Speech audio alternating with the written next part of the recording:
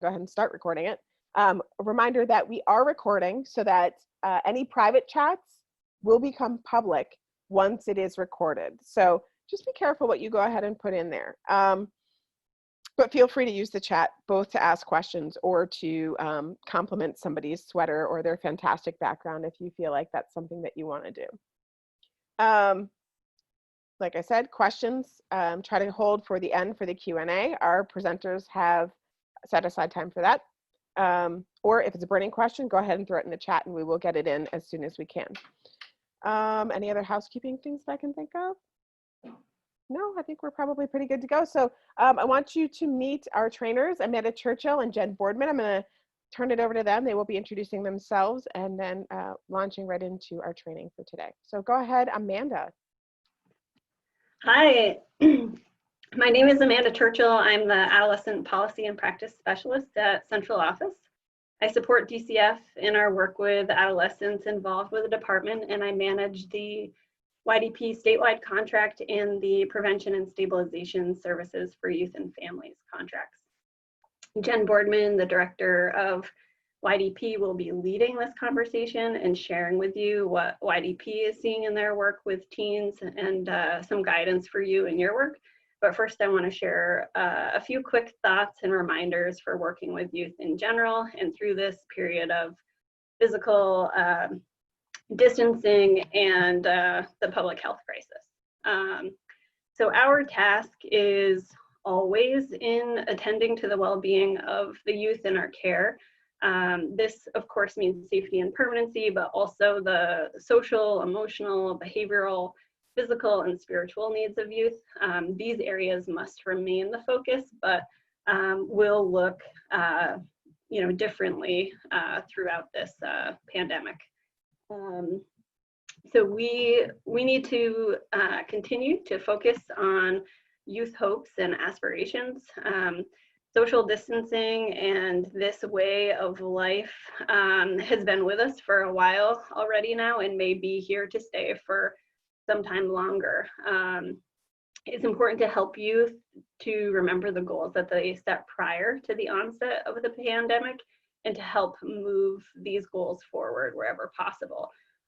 For example, how can we help youth to continue to think about access to higher education? The DMV is currently working on a plan for new drivers to get their driver's licenses, and now is still the time to think about summer employment and camps, even if those things end up looking differently this year.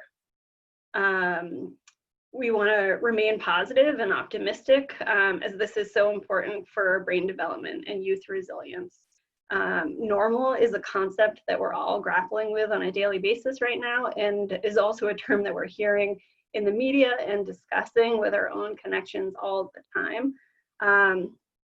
Us in child welfare are used to thinking about normalcy, but this recent attention to this idea highlights how critically important this continues to be for the youth in our care. And as challenging as it is, we need to be creative and youth-driven in continuing to support normalcy activities for youth.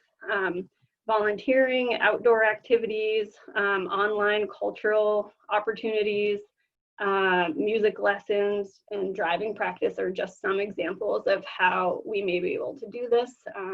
But youth and families may have, better ideas. Practicing and modeling gratitude is a strategy that's proven to work and is so important for brain development, but it doesn't always come naturally, and especially now for a lot of us, this is going to require some diligent practice. And then just a reminder that humor, when used appropriately, is almost always effective with kids and youth and just about everybody. Relationships. So your time and a personal connection is what we consistently hear from youth that they need from their family services worker. This continues to be important for teens and even more so now. Try to connect with them in ways that will work for them best. Let them express their preference in the platform whenever possible, whether it's FaceTime or Zoom, text or phone, whatever. Jen's going to talk a lot more about that. And I want to encourage you to reach out often. Don't be afraid to ask about their feelings, and to take time to just listen, and then to trust your gut in terms of what you're hearing and what youth may need. And then, the most important piece of work that we can probably do for work in this period is just to connect with them and to support their connections with other people. Basic needs, of course, we need to continue to ensure that youth have access to healthy food, housing, clothes, access to the internet and phone, sleep, safety, money, and so on. And then individualized services. Most of the same service providers that we always rely on are still doing their good work, but in new ways. Areas that I want to emphasize for our particular attention with this population are mental health, education, and healthcare. YDP is our go-to transitional support for youth in custody. If youth are involved in YDP services, YDP can help with getting youth connected to other appropriate services, and will provide general support to youth and their teams. If youth on your caseload have not yet been referred to YDP, now is a great time to make that happen. Lastly, I want to encourage staff to focus on helping youth to recognize and maintain the good work that they've done so far. Try to encourage youth to maintain routines, schedules, and boundaries, and to set goals and continue building their strengths. For youth, and perhaps for all of us, this may be a unique time to focus on developing life skills and strengthening relationships. And then, finally, please don't hesitate to call me or email me for consultations for older youth. These consults could be around unique risk factors, access to YDP and extended care, other support services and benefits, and also consideration for keeping cases open past 18 and through the stay home order, and maybe even for a period after that time. I'll now turn it over to Jen Boardman to share her reflections and guidance for working with youth through the COVID-19 health crisis. Thanks so much for all that you're doing for children and youth in our care.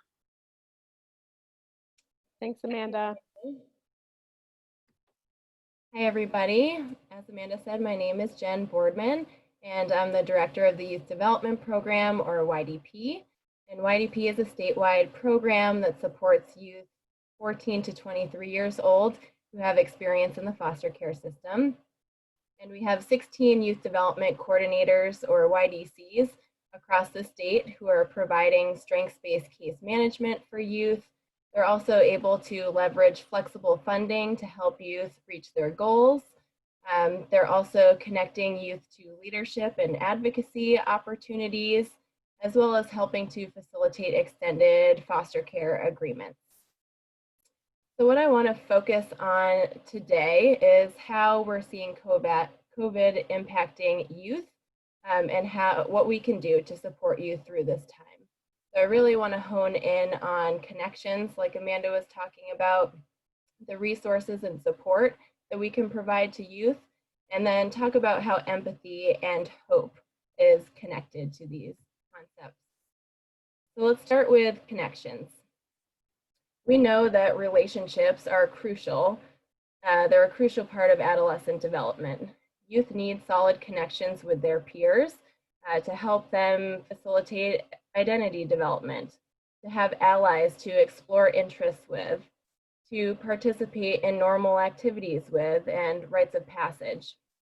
Youth also need solid connections with supportive adults to feel a sense of security, safety, and guidance as they move through this time. They also need connection to communities to give them a sense of belonging and a sense of home. And because of this pandemic, youth are having a harder time fostering and maintaining those kinds of connections. So it's our job to make sure that youth feel connected and youth feel cared for, especially during this time. And thankfully, there are a lot of online tools that we're able to leverage in order to help youth feel connected. And I've shared access to a Google Drive folder that our program uses, and Tabitha is going to share that link in the chat. I can't see the chat right now, but I'm sure she's on it. And if you follow that link, you should have access to all of the documents in that folder. And I would direct you to the resources list folder. I think that one is the most helpful. A few resource lists that I find most helpful are the one created by an organization called Action Circles, and that's a live collaborative document that has a whole host of resources that could be really helpful for youth. Also, Prevent Child Abuse Vermont has developed a really nice family-focused guide that provides resources for families and youth. And also Foster Club has created a whole curriculum about COVID and how to support youth through the pandemic.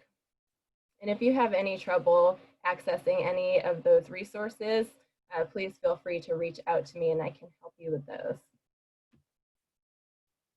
During this time, we need to make sure that we're using technology in order to make our connections with youth meaningful and as effective as possible.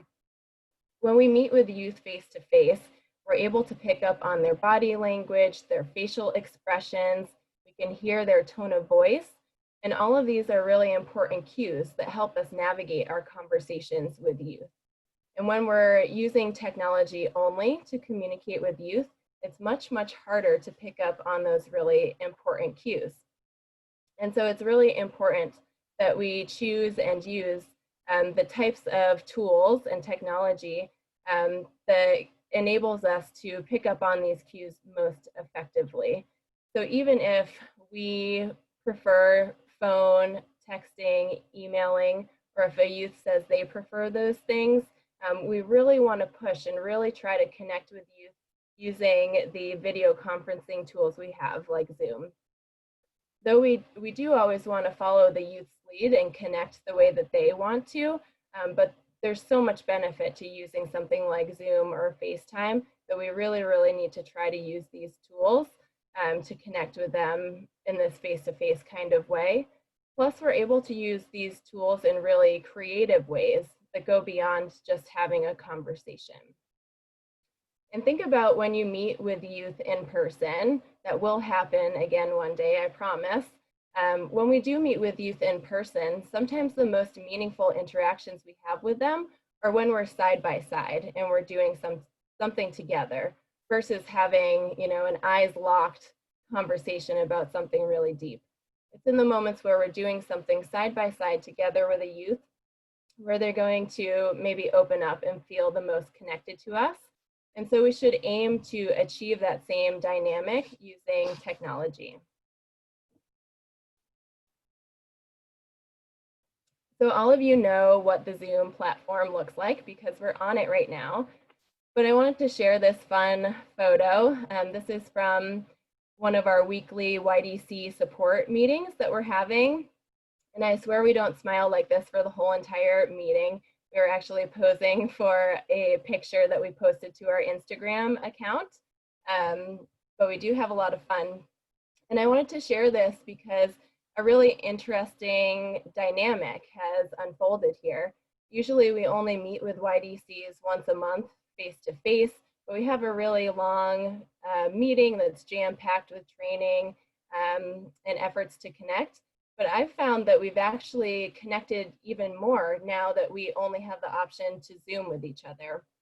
And I think part of the reason is that now that we're Zooming, we're really focused on relationship and we're most focused on connection.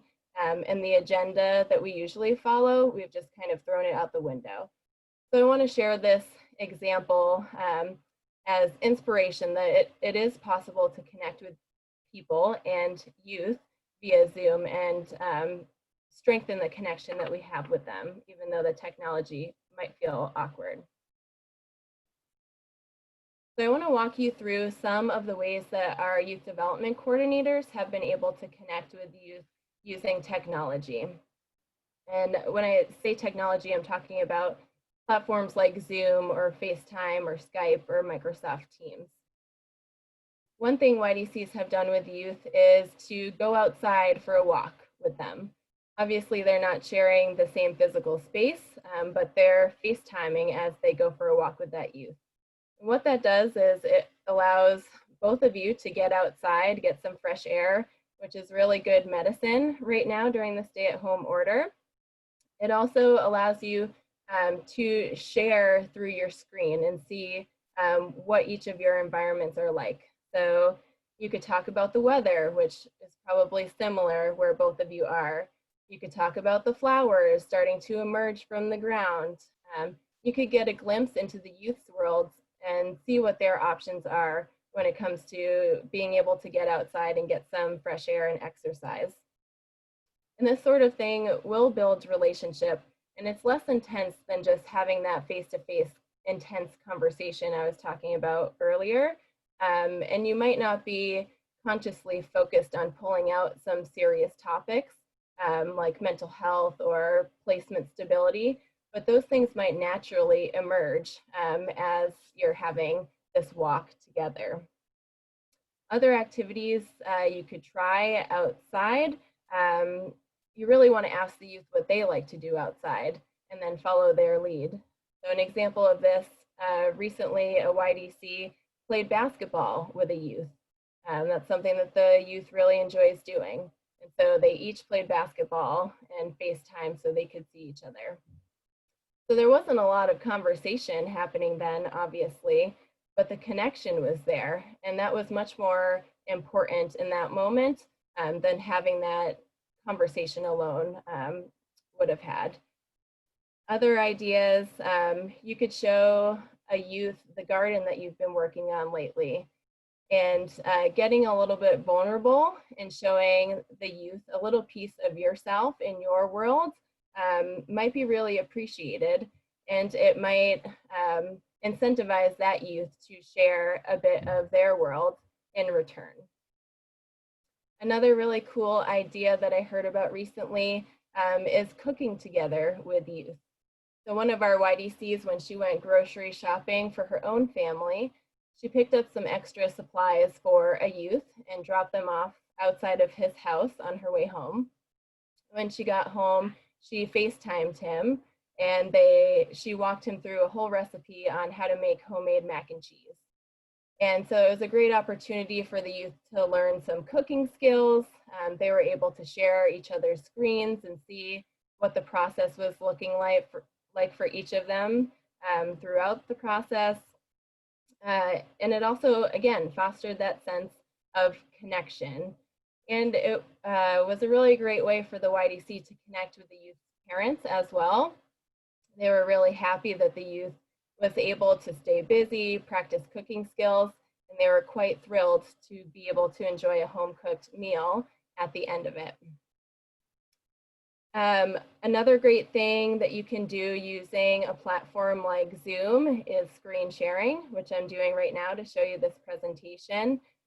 So you can share videos, articles, anything you can pull up on your own computer screen, you can share with youth and they can share with you. Amanda recently told me about a fun website called the Catertians, and yes, Amanda, I'm gonna show it. I'm gonna play this little video here. The website is just full of videos of cats playing. And so one thing that I've learned about using a platform like Zoom is that silence can be really excruciating, even more so than when you're face to face with something. And just the platform itself can feel a little bit awkward sometimes. And so if you had some sort of live stream or some fun, cute video playing as you were connecting with a youth, it might ease some of that awkwardness and give you both something fun to focus on while you're trying to connect. All right. I definitely got sucked in to that website for a while after Amanda showed it. Okay, going beyond Zoom, how else can we connect with youth? There are a ton of online games that you're able to play with youth. I'm going to talk about a couple, and the first is called Scribble. So Scribble is basically online Pictionary. You go to this website here, you put in the name that you want to go by, and then you can either join into a public room with people you don't know, like I did here in this example, or you can get a link that you can share with people you do know and enter into a private room. And basically you just take turns drawing a word and other people guess while you draw. I will say that Scribble was a lot easier to use on the computer than it was to use on a phone. So if youth only have access to a phone, I would probably use something else like House Party. House Party is really, really fun. It's a really user-friendly app that you can get on your phone. And once you're in the same house party room with a youth, you can see each other's faces, you can talk and check in, but then there's also some really fun games that you can play. So they also have a version of Pictionary. I think it's called Quick Draw. They also have a version of the headbands game where you try to get the person to guess the word that's on their forehead. And they have a host of trivia decks as well that are pretty fun. So you can compete against another person and try to answer trivia games together. So you can find games like this, but I would also encourage you to ask youth what games they know about and follow their lead and ask them what they would want to play with you. And it might be really refreshing for the youth to hear you ask this and offer this. And it might be a fun, different way to connect with youth. Going beyond technology, another option for connecting with youth during the stay-at-home order is to send a care package. Everybody likes to get packages in the mail. And if you're able to put a number of comfort items into a box that you know will resonate with that youth, that could be really meaningful. And it will show them that you see them, you know them, you miss them, and you care about them, which is what we really want to achieve during this time and always. One really important note about connecting with youth or anyone using technology, we've heard that it's really difficult to connect with new people using technology. So for instance, when new youth are referred to our program, it can be tricky for YDCs to meet them for the first time using Zoom. So keep that in mind if you're referring youth out to other service providers, and know that it will be really helpful if you're able to do a warm handoff using technology.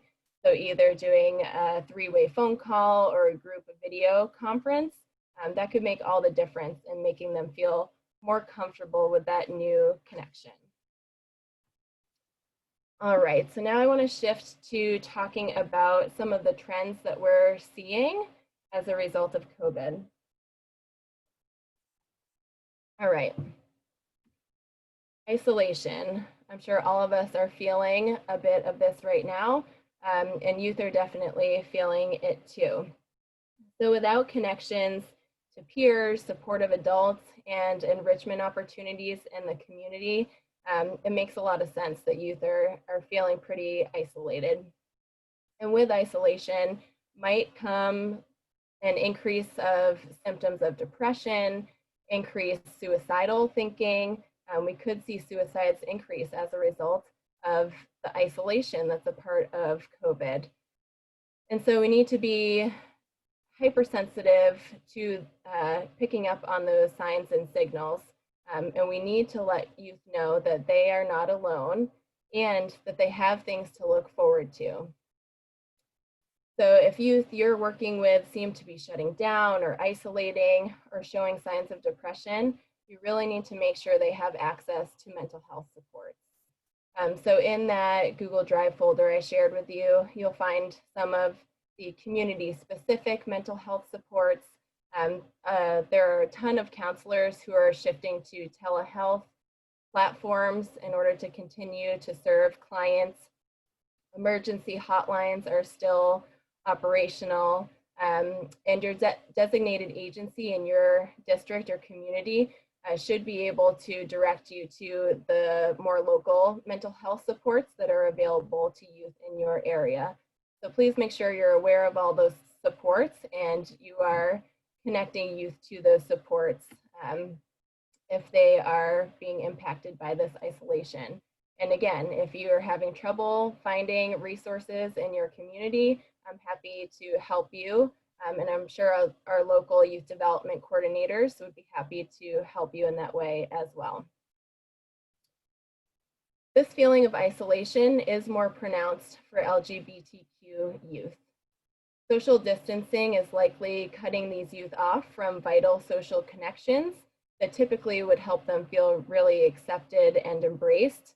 And it's also very likely that the people at home who they're spending so much time with now are far less affirming of their identities than those supports they had out in the community. And I do want to mention that the Pride Center of Vermont is offering a training tomorrow, and Tabitha is going to share that link with you in the chat box so you have access to it. And this might be a really great training for you to feel better equipped to serve youth who identify as LGBTQ+ during this time and always. Youth are experiencing a lot of loss and they're grieving what has been lost due to COVID. I do want to make a note that obviously the greatest losses that we're experiencing right now are the loss of life that is happening worldwide. We can't deny that, but we also can't deny that the losses of normalcy and rites of passage and important milestones that youth are enduring, those are real losses too, and they're feeling them in a really big way. And we need to acknowledge those losses and give youth space to grieve them. And I want to talk about ambiguous loss a little bit. And we know that ambiguous loss is a loss that lacks clarity. It lacks social understanding. Society doesn't understand how to deal with ambiguous loss or how to provide support. So an example of this, kind of a regular loss, if you will, would be the loss of a loved one. So when somebody loses a loved one, society, for the most part, kind of knows what to say and knows what to do. There are culturally normative practices that would happen following this kind of a loss. So there would be a funeral. People would make food for the family. They would check in regularly, those sorts of things. They would send flowers. We kind of know how to respond when that happens. But with ambiguous loss, like the losses that come with entering into foster care, there's far less of a common understanding of what to do and how to respond.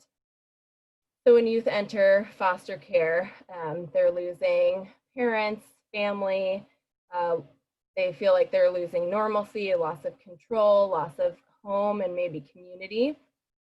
And if they tell other people about these losses, especially their peers, they're not going to get a consistent message of support back. People don't understand these kinds of losses as well, and they don't know how to respond in a supportive way. So I think youth learn to kind of keep these losses closer to the vest, which then makes them much harder to process. And I see a lot of the loss that's happening because of COVID as, you know, adding a host of other kinds of losses, ambiguous losses that youth have to deal with. And it's important to note that all youth are being affected. All youth are experiencing some level of loss, even those youth who seem like they're managing, you know, pretty well, those youth who seem like they're fine. Those youth are still being affected, and we need to offer support to them as well. I think of the high school seniors who are missing out on the important milestones of prom and graduation. I think of the younger youth who were super psyched to get their driver's license, get their first car, get on the road as an independent driver. That's a huge milestone and a huge rite of passage. or the kid who was practicing his trombone solo tirelessly for that spring concert. These events and opportunities, big and small, they're just no longer. They're gone for now. And youth are feeling those losses in a really big way. And like I said, we need to give youth the space to grieve those losses, and we need to normalize them and let youth know that it's okay to process these losses. It's okay to talk through them. And we see that they are feeling them as real losses, and we're going to be there for them throughout this time. In addition to those losses, there's also loss of control. And we know that youth in foster care are already feeling like they have very little to no control over their lives, and COVID is making this much worse. So we need to help youth process this loss of control and layer in some supports to help them manage it. And we also need to keep it in mind as we're trying to understand some of the behaviors that we might see youth exhibiting. And some of those behaviors might be challenging our ability to connect with youth. So for example, if a youth is feeling like they have absolutely no control in their life right now, it's normal for them to seek out that control, right? So today they might feel like the only thing they can control is their choice to refuse to Zoom with you. And that's okay, and that's normal. And we need to honor that and keep trying to connect with them, and find ways to give them more control and more choice. So if you're seeing behavior like this, recognize that it might be their way of trying to get some control back, and let's try not to pathologize it or see it as resistance or defiance, two of my least favorite words, but instead let's try to honor it, like I said, and try to give them that control and that choice that they are craving right now. So ask them in that example there, if they don't want to Zoom, ask them how they want to connect. Do they want to just text today and jump on a phone call tomorrow? Or do they want to Zoom next week? Give them as much of a say as you can whenever you can. So as I've said throughout this section, we know that youth in foster care or with foster care experience already feel isolated. They feel like they have little control. They feel like they've experienced a lot of loss already.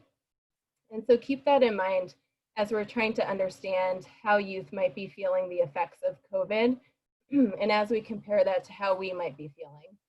So we're all feeling a bit of this ourselves, but youth were already feeling these things before COVID. So now it might be magnified. So keep that in mind. And let's make sure we're offering ample resources and support to youth to help them manage through. I've talked a lot about the potential negative impacts of COVID, but please don't forget that youth are resilient. Out of adversity comes incredible resilience. And by connecting with youth in a really genuine and compassionate way and offering them resources and support, we're going to see that resilience shine through. So what kind of resources can we be providing to youth during this time? We need to prioritize mental health supports, as we've already mentioned. So making sure youth are connected to a counselor or a therapist that's able to use telehealth, checking in with the youth to make sure that communication using technology is working, and troubleshooting any barriers that might be in the way. There's also some really great apps out there that youth and anybody can use to promote mental health. Some examples are Stop, Breathe, and Think, Happify, and Calm. And all three of these apps are really user-friendly and can be downloaded on a cell phone. And a lot of them incorporate short videos and exercises focused on mindfulness, meditation, grounding. And you could even do these with a youth.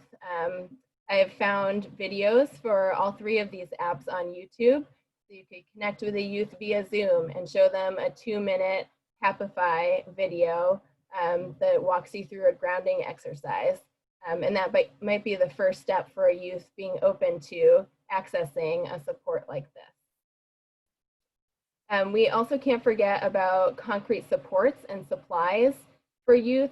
So I'm thinking of things like art supplies, exercise equipment, books. Figure out what a youth likes to use to find their calm and to feel balanced, and make sure they have access to those things. And one final piece about mental health support during this crisis and at all times, make sure you normalize mental health supports and let youth know that it's normal for anyone to access mental health supports, so that they feel like that's something that they can embrace, and it feels more comfortable for them to reach out for help. Jen, Yep. just quickly, could you repeat the names of those? Sure. And if you have them available, could you throw them in the chat for the 3 resources? Yep, so I can't see the chat right now, but I can do that once I am done sharing the screen. The first one is Stop, Breathe, and Think. And the next one is Happify. That's Happify. And the final one is Calm. Thank you. Sure. All right.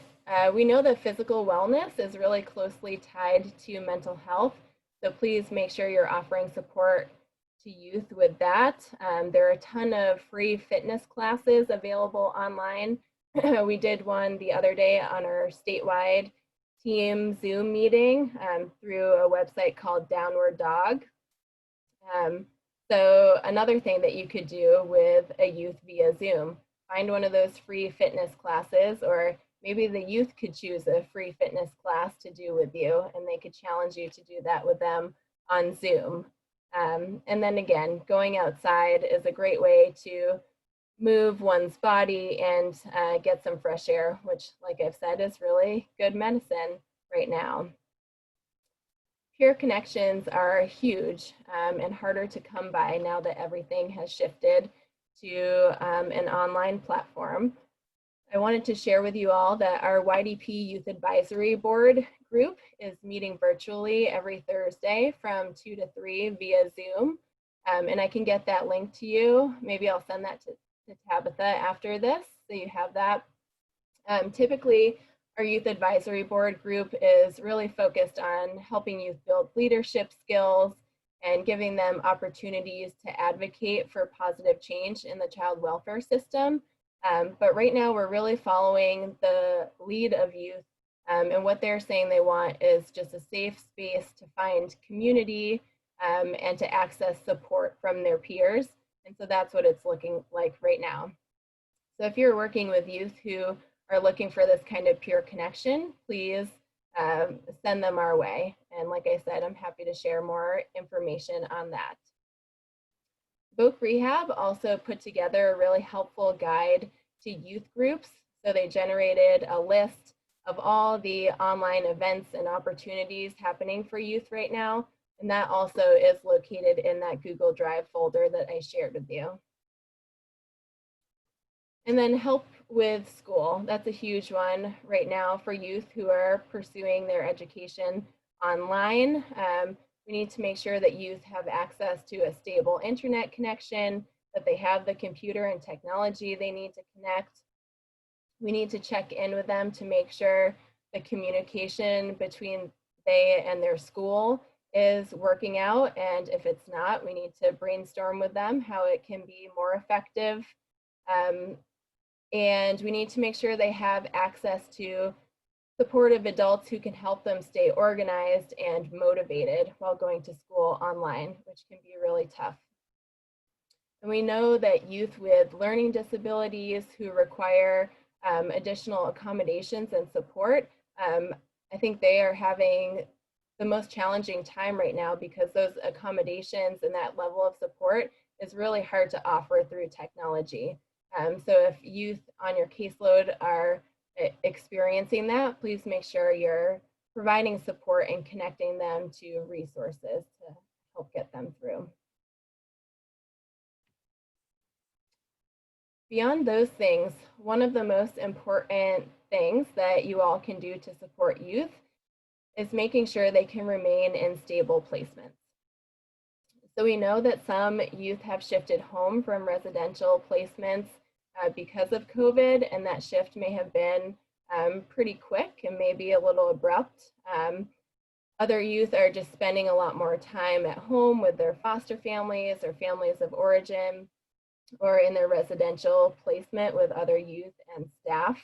And we need to do whatever it takes to keep youth in the same stable placement versus having them move somewhere new during this crisis. So we need to offer support to them when home life or residential life feels overwhelming. So some of the things that we can do are helping youth navigate conflict within their home or their placement, supporting them in setting boundaries with the people they're living with, and establishing a schedule of independent versus together time. So probably all the strategies that we're all using in our own households to try and stay sane during this time, we need to support youth in those same exact practices.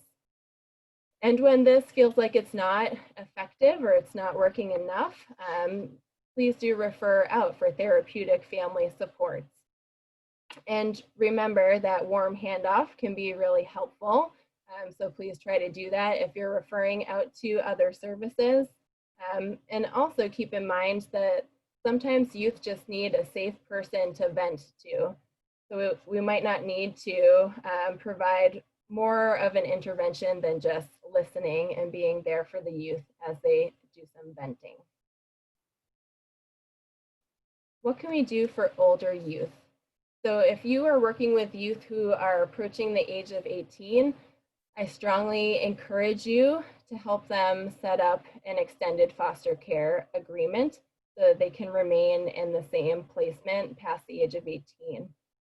Under normal circumstances, extended foster care agreements are really, really important and effective tools in helping youth avoid homelessness as they exit state's custody. And that's even more crucial now since there are less options for housing. We know that because of COVID, the informal housing system has decreased in terms of availability. So couch surfing is a lot harder to do when people are practicing social distancing.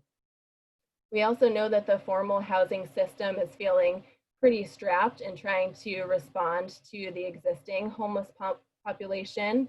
And we know that it's really tough to find a job right now, which is going to make it harder for youth to find an apartment and pay rent. So there's just so much in flux right now, so many things up in the air, that it might be really helpful for a youth to have the option to remain in their current placement past the age of 18. For those of you who are already working with youth 18 plus who are on extended foster care agreements, please know that financial stability is probably at the top of their list of concerns right now, and that's what we're hearing at YDP. So make sure they have access to financial resources like unemployment, 3 Squares, Reach Up. And also remember that YDP is here to help. We can help youth access these kinds of financial resources. We also have flexible funding that we're able to leverage to help youth get through this time.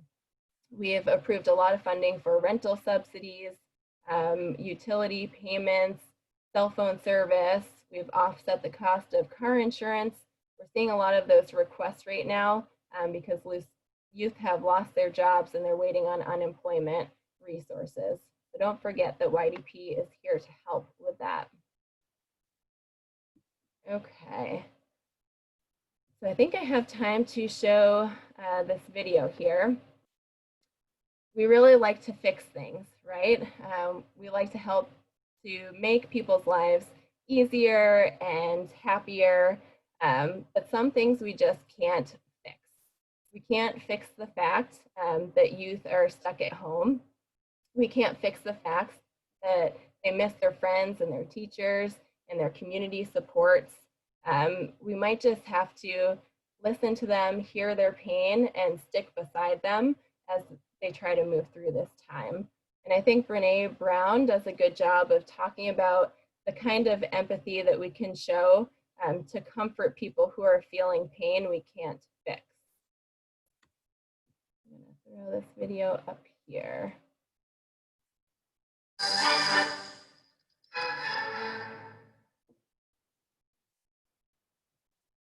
So what is empathy, and why is it very different than sympathy? Empathy fuels connection. Sympathy drives disconnection. Empathy, it's very interesting. Teresa Wiseman is a nursing scholar who studied professions, very diverse professions where empathy is relevant, and came up with 4 qualities of empathy. Perspective taking, the ability to take the perspective of another person or recognize their perspective as their truth. Staying out of judgment, not easy when you enjoy it as much as most of us do. Recognizing emotion in other people and then communicating that. Empathy is feeling with people. And to me, I always think of empathy as this kind of sacred space when someone's kind of in a deep hole and they shout out from the bottom and they say, I'm stuck, it's dark, I'm overwhelmed. And then we look and we say, hey, I'm down. I know what it's like down here, and you're not alone. Sympathy is, ooh, it's bad, no, you want a sandwich? Empathy is a choice, and it's a vulnerable choice, because in order to connect with you, I have to connect with something in myself that knows that feeling. Rarely, if ever, does an empathic response begin with at least. And we do it all the time, because you know what? Someone just shared something with us that's incredibly painful, and we're trying to silver lining it. I don't think that's a verb, but I'm using it as one. We're trying to put the silver lining around it. So I had a miscarriage. At least you know you can get pregnant. I think my marriage is falling apart. At least you have a marriage. John's getting kicked out of school. At least Sarah is an A student. But one of the things we do sometimes in the face of very difficult conversations is we try to make things better. If I share something with you that's very difficult, I'd rather you say, I don't even know what to say right now. I'm just so glad you told me. Because the truth is, rarely can a response make something better. What makes something better is connection. Okay. I know we are short on time here, but I really want to talk about this last piece here. So under normal circumstances, one of the most important elements of our work at YDP is helping youth identify their interests and skills. And we really need to continue that work virtually right now. So I encourage you all to think about how you can get youth to think about their future career, to think about going to college. What classes might they be interested in taking once all of this is over? This would be a great time to do some research and look at art classes and horseback riding lessons and dance classes and set all that up so the youth has something that they can look forward to once all of this is over. And please remember to focus on strengths. This time gives us an opportunity to point out the strengths that youth are leveraging, like using patience and creativity and flexibility to get through this crisis. And helping youth look inside of themselves in this kind of positive way and showing them opportunities for the future does a really important thing. It gives them hope when everything seems hopeless. And that hope is what is going to get you through this time. And honestly, it's what is going to get all of us through this. Remember, the Youth Development Program, YDP, is here to help. Everything that I've talked about today is stuff that we're doing in YDP. And so please refer youth to our program so that we can provide supports to them. And remember that our program can be a resource to you in your work as well. So don't hesitate to reach out to me if I can provide any help or support. And also remember to reach out to your local youth development coordinator for support as well. So I'd love to open the discussion up and field some questions if you all have any questions. Stop the share so I can see the chat box now. Thanks, Jen. Just Sure. quickly, we just got a good question about the use of some of the websites. And Amanda, I don't know if you want to speak to this quickly, but about connecting with youth, not just by FaceTime or Zoom, but Scribble. Any particular guidance around connecting with youth on these platforms that DCF would want folks to know? We don't have specific guidance around some of the specific platforms that Jen mentioned outside of FaceTime and Zoom. There was some information in the FSD internal guidance that Sheila's been sending around, I'm just trying to pull it up right now, around video conferencing in general. Those are the recommended platforms, but I'm going to look into that and try and get back to folks, however you think is best, Tabitha, around some of those other questions. Are those sites secure and confidential sites, or are they unsecure? Which ones? The ones that Jen talked about? Pardon, I couldn't hear you. Deb, did you mean Like House Party and the ones where you can do virtual meetings with youth? Are those confidential and secure sites, or are they unsecure sites that other people could access at some point in time? I would imagine that they're not super secure because I don't think they were built as like therapeutic platforms. So I probably wouldn't use House Party or one of those apps if you're aiming to have a really therapeutic conversation. I would use them more of a means to connect to youth in a different way.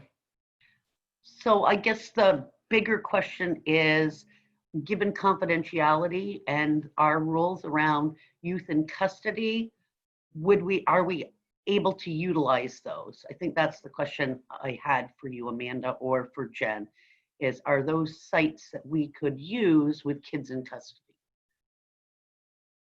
Let's get back to you on that, about how we can use those in what ways that's, you know, safe and supported by the department. Thank you. Thanks. We can send a follow-up email to participants with the guidance or whatever response that Amanda gets. Checking in.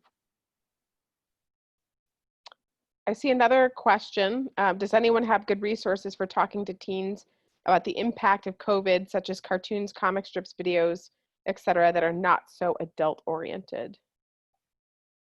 I think the Foster Club resource I mentioned that's in our Google Drive folder has a really nice section on how to talk to youth about COVID.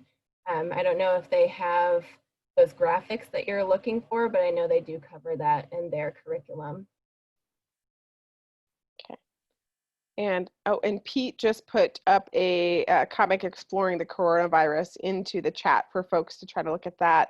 You got another question in the chat about how do we talk to teens who, you know, maybe they just fell in love, maybe they've been with their significant other for so long and they're just really struggling with not being able to be with them. Do you have anything about that in your handy dandy folder or other suggestions for folks? Keeping in mind we've got about 2 minutes before I gotta just do the last wrap up piece. I think the idea that Carolina mentioned about having an outside dinner using the social distancing practices, I think that's spot on. And I think I would defer to the youth on this one and ask them what kind of connection they're looking for. So we might not be able to honor what they're looking for right now, but we can be flexible and try to achieve it.